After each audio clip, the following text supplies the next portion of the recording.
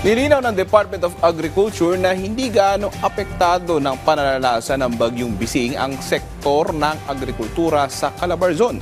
Samantalang mahigit sa 26,500 na sako ng smuggled na bigas ang nasa batang Anti-Agricultural Economic Sabotage Council sa Talisay City, Cebu. Yan ang ulat ni Vel Custodio. Maliit lang ang naging pinsala ng bagyong Bising sa sektor agrikultura ayon sa Department of Agriculture. Batay sa huling tala ng DA, aabot lamang sa 300,000 pesos o 29 metric tons ang agricultural damage ng bagyong Bising sa Calabarzon. Sabi ni DA spokesperson Assistant Secretary Arnel de Mesa, posible pang makatulong ang tag-ulan para ihanda ang mga taniman sa planting season.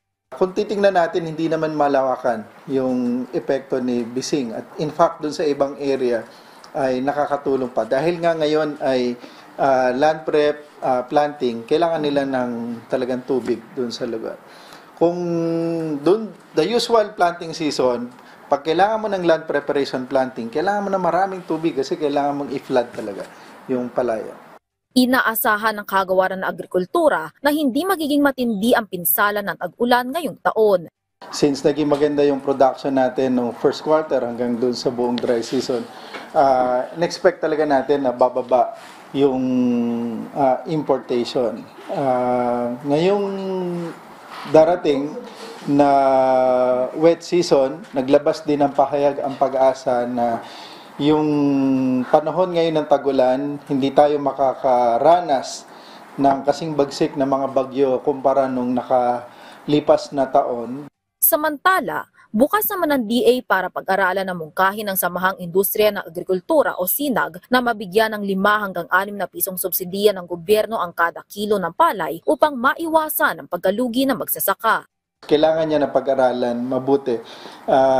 Kailangan din malaman din na bukod naman doon sa mga subsidiya na binibigay, kagaya doon sa Rice Farmers Financial Assistance, the government is also providing so many inputs sa ating mga magsasaka sa pamamagitan ng libreng binhi, libreng pataba, makinarya, libreng patubig.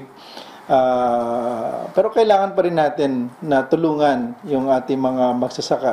Dagdag pa niya, isa sa epektibong paraan upang maiwasan ng mga local farmers ang pambabarat ng mga traders ay ang pagtatakda ng floor price para sa binibining palay na nakapaloob sa isinusulong na Rice Industry and Consumer Empowerment o RICE Act.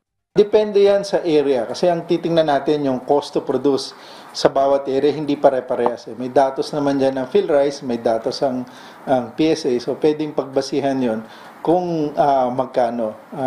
On average, 17 pesos for wet. Kasi ang bili ni NFA for wet is 18 to 19, 17 to 19.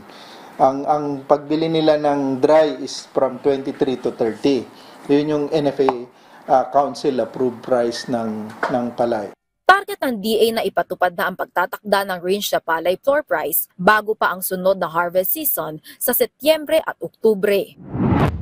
Isinagawa na ng Anti-Agricultural Economic Sabotage o AAES Council ang kanilang kauna-unahang enforcement operation kung saan mahigit 26,500 smuggled rice sacks na may katumbas sa halagang 38 million pesos ang nakulimbat nila sa Talisay City, Cebu. Alinsunod sa direktiba ni Pangulong Ferdinand R. Marcos Jr. na tutukan ang agricultural smuggling para matiyak ang seguridad sa pagkain. Pinangunahan ni AAES Chairperson Frederick Go at ng enforcement group ng PNP, CIDG at Maritime Group ang inspeksyon sa Kimba Warehouse kung saan nadiskubre ang mga smuggled na bigas. Maharap ang mga sangkot sa reklamong paglabag sa Anti-Agricultural Economic Sabotage Law na walang piyansa. Vel Custodio para sa Pambansang TV sa Bagong Pilipinas.